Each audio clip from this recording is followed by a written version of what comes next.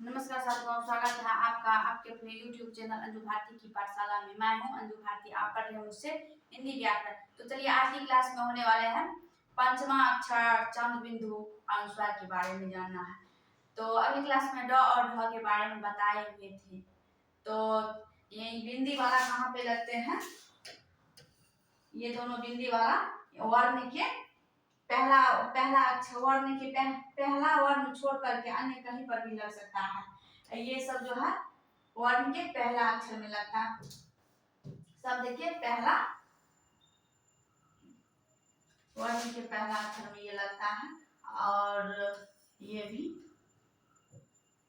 शब्द के पहला अक्षर में ये भी लगता है। तो आज पढ़ना है पंचमा अक्षर और चंद बिंदु अनुस्वार के बारे में पढ़ना है। आज क्या पढ़ना है?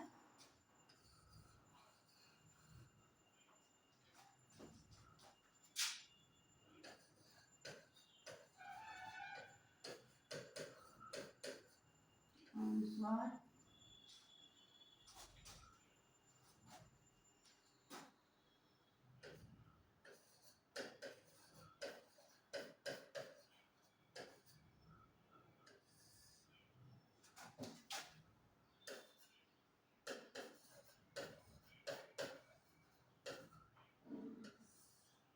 पंचमा अक्षर और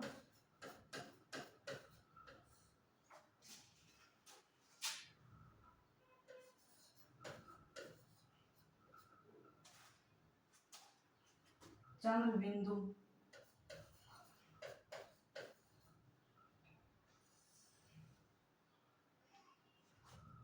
चंद्र बिंदु का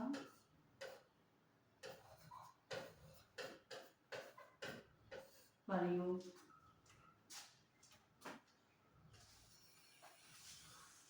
आज जो है ये तीनों के बारे में जानना है। अनुस्वार हम किसको कहते हैं और अनुस्वार जो है कहाँ आता है, संस्कृत भाषा से ये लिया गया है कि हिंदी भाषा से लिया गया है और उसके बारे में जानना है। तो अनुस्वार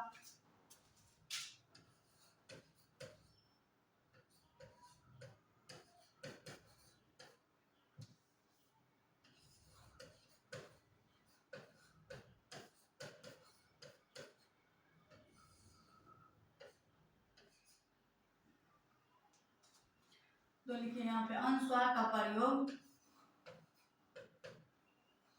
अनुस्वार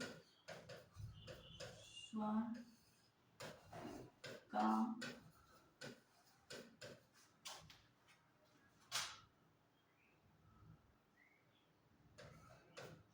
प्रयोग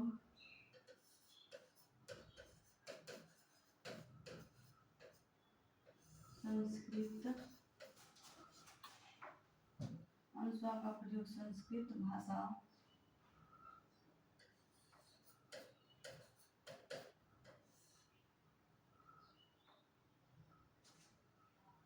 अनुस्वार का प्रयोग संस्कृत भाषा के शब्दों संस्कृत भाषा के शब्दों में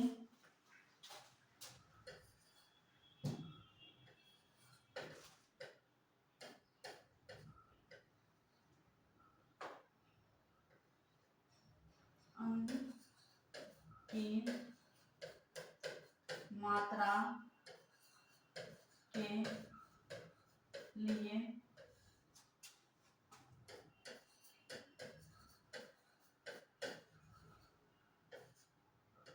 पंचमा अक्षर के लिए अनुस्वार का प्रयोग संस्कृत भाषा के शब्दों में अंक की मात्रा के लिए पंचमा अक्षर के लिए हिंदी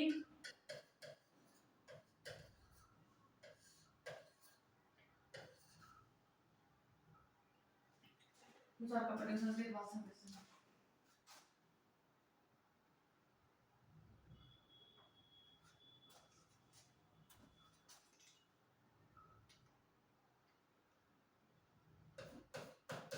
हिंदी शब्दों में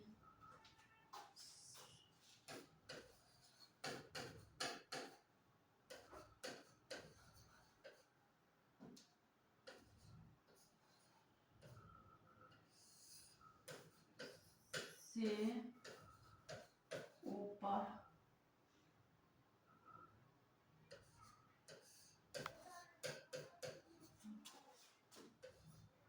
वाली मात्रा,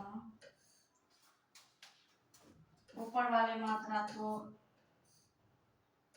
ई ई अ औ, ऊपर वाली मात्रा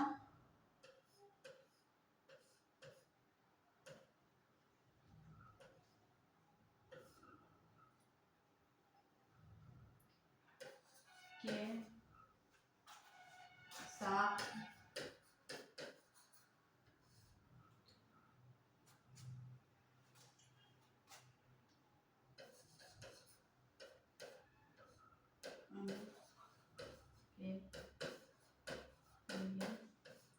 होता है।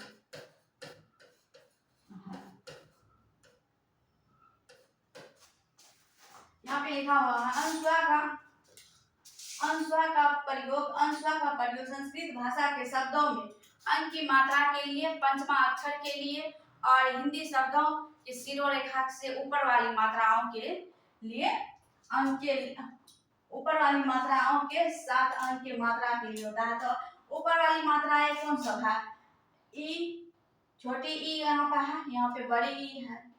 ई ई औ औ औ औ, ई ई ए औ के साथ अंक के लिए होता है।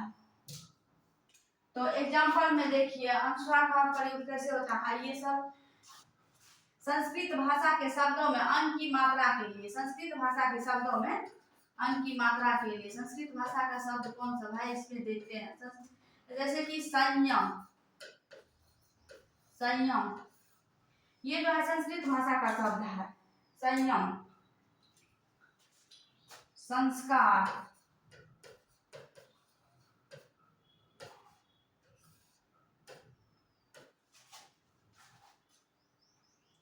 गंगा, और यहाँ पे है लिखा हुआ ई ई ओ ओ। तो जैसे कि ये सब के जब ये सब हम मात्रा लगाते हैं तो वहां पे भी अनुस्वार का प्रयोग होता है। जैसे कि माँ, यहाँ पे मैं लगाए हुए तो इसमें भी, जैसे कि क्यों, यहाँ पर भी अनुस्वार का मात्रा लगा हुआ है। ये सब जो है संयम, संस्कार, गंगा, ये सब जो है ये संस्कृत भाषा, संस्कृत का है। ये सब चीज संस्कृत का है। ये हिंदी में, हिंदी शब्दों में यहाँ पे लिखा हुआ है। हिंदी शब्दों में शिरोरेखा से ऊपर वाली हिंदी शब्दों में इसका प्रयोग करते हैं। अनुस्वार का प्रयोग संस्कृत भाषा के शब्दों में अंक की मात्रा के लिए, पंचमा अक्षर के लिए, हिंदी शब्दों में शिरोरेखा से ऊपर वाली मात्रा के साथ अंक की मात्रा के लिए करते हैं। तो इसके बाद जो है अब देखते हैं चंद्र बिंदु का प्रयोग। इसके बाद जो है देखते हैं चंद्र बिंदु का प्रयोग। चंद्र बिंदु का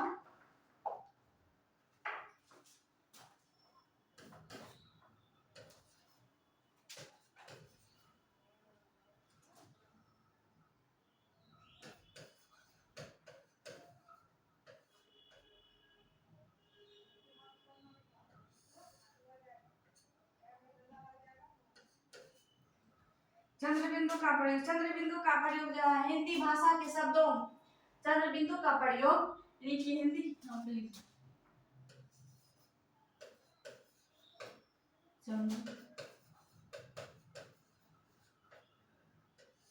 बिंदु का प्रयोग, चंद्रबिंदु का प्रयोग हिंदी शब्दों में, हिंदी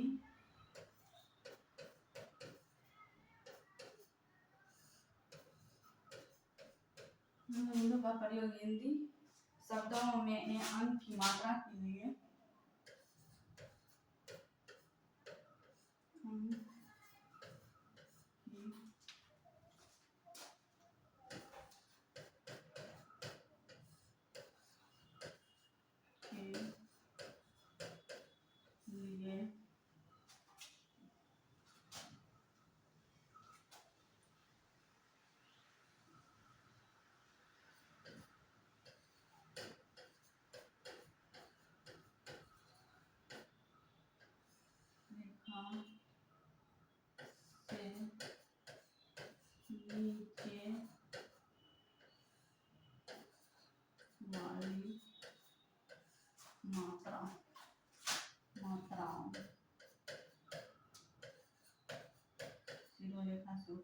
मात्राओं।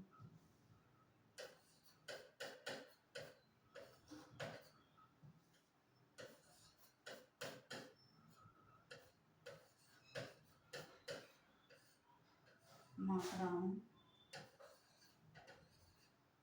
के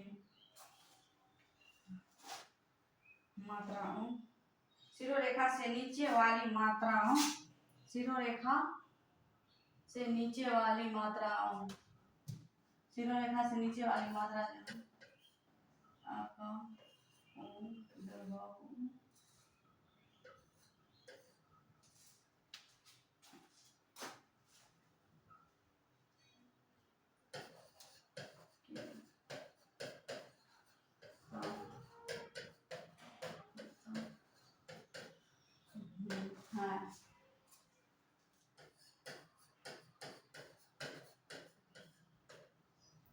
चंद्र बिंदु का प्रयोग, चंद्र बिंदु का प्रयोग हिंदी शब्दों में अंक की मात्रा के लिए, शिरोरेखा से नीचे वाली मात्राओं के लिए। शिरोरेखा से जो है नीचे वाली मात्रा कौन सा है, ये खड़ी पाई जाने वाले जो है आ उ री, ये सब मात्राओं के साथ चंद्र बिंदु का प्रयोग होता है। चंद्र बिंदु का प्रयोग हिंदी शब्दों में अंक की मात्रा के लिए शिरोरेखा से नीचे वाली मात्राओं के साथ होता है। चंद्र बिंदु का प्रयोग हिंदी शब्दों में अंक की मात्रा के लिए शिरोरेखा से नीचे वाली मात्राओं के साथ होता है। तो जैसे में देखते हैं, यानी कि नीचे वाली जो है शिरोरेखा से नीचे वाली मात्रा के साथ चंद्र बिंदु का जो प्रयोग होता है उसको हम देखते हैं। आंधी,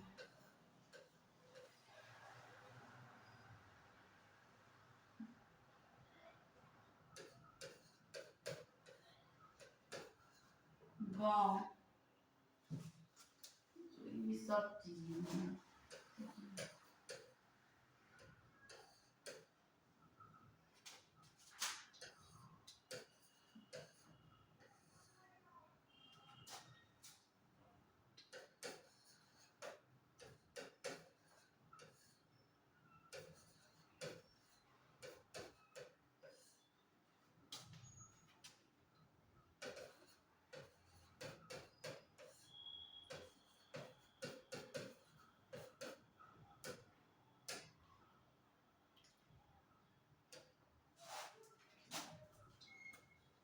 चंद्र बिंदु के नीचे वाले जो है, नीचे वाले शिरोरेखा पे, यानी शिरोरेखा से नीचे वाली मात्रा, शिरोरेखा से नीचे वाली मात्रा, शिरोरेखा, शिरोरेखा किसको कहते हैं, यहाँ पे ऊपर में जो सुरेखा, जिसको हम सुरेखा कहते हैं उसी को शिरोरेखा कहते हैं। तो उसके नीचे वाले वर्ण के साथ चंद्र बिंदु का प्रयोग, जैसे आंधी, अंगूठी, मुंह, कहाँ, यहाँ आदि और भी आ सकता है। ये सब चीज जो है शिरोरेखा से नीचे वाली मात्रा है। ये सब मात्रा शिरोरेखा से नीचे वाली मात्रा के साथ में चंद्र बिंदु का प्रयोग किया हुआ है। यहाँ पर भी शिरोरेखा से नीचे वाली मात्रा यहाँ पे है, यहाँ पे चंद्र बिंदु का प्रयोग किया हुआ है। यहाँ पर भी शिरोरेखा से नीचे वाली मात्राओं के लिए है, तो चंद्र बिंदु का प्रयोग किया गया है। तो अब चलते हैं पंचमा अक्षर। पंचमा अक्षर हम किसको कहते हैं, तो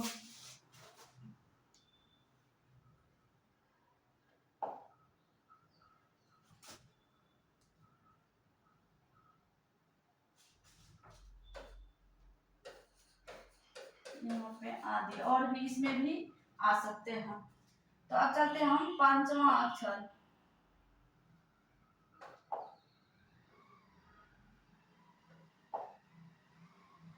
पंचमा अक्षर, पंचमा अक्षर में यहाँ पे दिया हुआ है पंचमा अक्षर। पंचमा अक्षर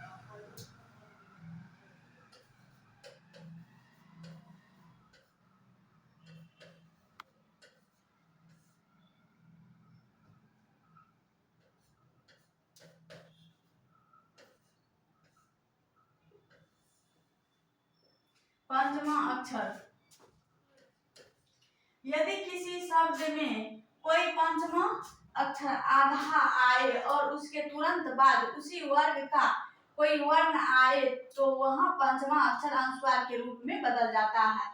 इसका प्रयोग जो है टंकन विधि में ज्यादा होता है। इसका प्रयोग टंकन विधि में बहुत अधिक होता है। तो टेंसफर विधि हम किसको कहते हैं? देखिए यहाँ पे जो है हम जब व्यंजन बता रहे थे, जब व्यंजन का उच्चारण स्थान वहाँ पे बता रहे थे, तो हम वहाँ पे बोल दिए थे सो पंचमा अक्षर जो है सब अनुस्वार में बदल जाएगा। तो यहाँ पर जो है अनुस्वार में कैसे बदलेगा, तो यहाँ पे देखिए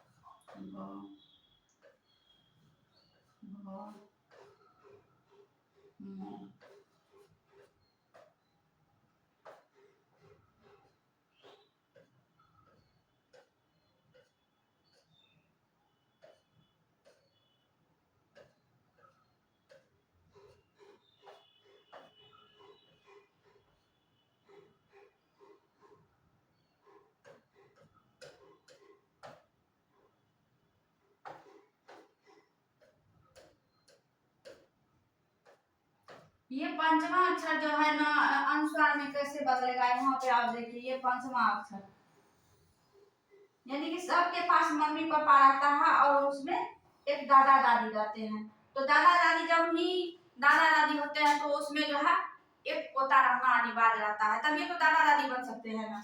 तो इसमें जो है ये सबका बच्चा है, ये सबका बच्चा है यानी कि पोता है। जब इसको जो हम लिखते हैं जैसे कि गंगा, यहाँ पे गंगा संस्कृत में लिखा हुआ, ऐसे हम संस्कृत में गंगा लिखते हैं, तो यहाँ पे अनुस्वार का यानी कि पंचमा अक्षर अनुस्वार में बदलता है कैसे, यहाँ पे देखिए यहाँ पे गंगा दिया हुआ है, गंगा गंगा दिया हुआ है। यहाँ पे जो है जब दादा दादी के पास घूमने के दादा दादी के साथ जब हम घूमने के लिए जाते हैं तो वहाँ पे क्या सो बच्चा को आगे में रखते हैं और वे बुजुर्ग आदमी जो रहता है वे पीछे में रहता है। तो वहाँ पे जो है ध्यान रहता है, केंद्रित रहता है, सो बच्चा आगे में है। तो यहाँ पर भी देखिए इस तरह होता है, ये बच्चा है, ये आगे में है और ये पीछे में है। तो यहाँ पे जो है इसको जो हम गंगा गंगा को हम कैसे लिखते हैं, तो इस तरह गंगा, ये पंचमा अक्षर में बदल गया है ना, अनुस्वार जो है पंचमा अक्षर में बदल गया। इसी तरह चंचल, चंचल हम कैसे लिखते हैं, चंचल, चंचल हम इस तरह लिखते हैं। तो जिस वर्ण का जो रहता है, जिस वर्ण का जो रहता है उसी वर्ण में लिखते हैं। देखिए यहाँ पे चंचल,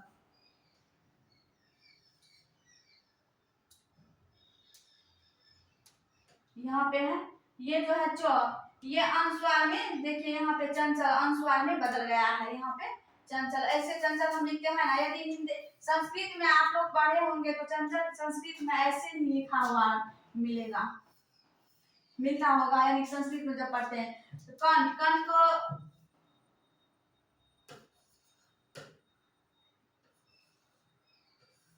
कंठ, कंठ जो है यानी कि जो जिस वर्ण का रहता है उसी वर्ण के पांचवा अक्षर बदलता है, जो जिस वर्ण का रहता है उसी वर्ण का पांचवा अक्षर।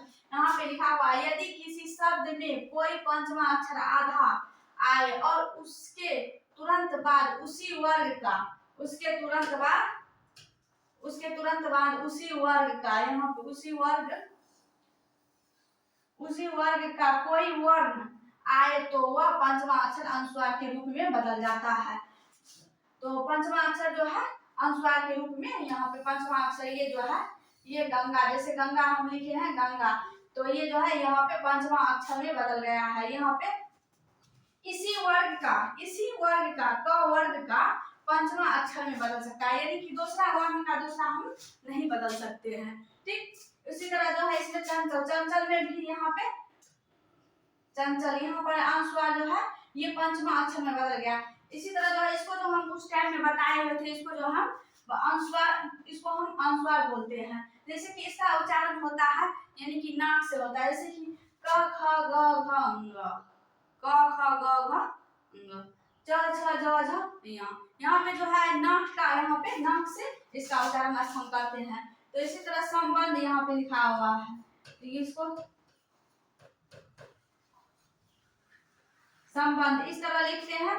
तो इसी में जो है स्व, यहाँ पे जो है ना स्व, ये अनुस्वार जो है, ये अनुस्वार ये म में बदल जाएगा। यहाँ पे ध है, ध जो है त थ द ध, ये जो है यहाँ पे न में जिस वर्ण का जो रहता है उसी वर्ण में बदलता है। ठीक, यहाँ पे लिखा हुआ है यदि किसी शब्द में कोई पंचमा अक्षर आधा आए और उसके तुरंत बाद उसी वर्ग का कोई वर्ण आए तो पंचमा अक्षर अनुस्वार के रूप में बदल जाता है। इसका प्रयोग कंकण विधि में करते हैं, इसका प्रयोग कंकण विधि में बहुत अधिक होता है। तो यहाँ पे अच्छा से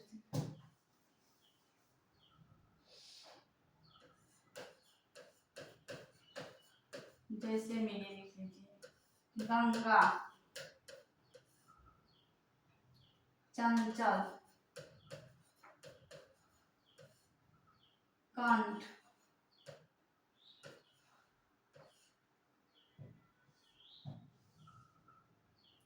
संबंध,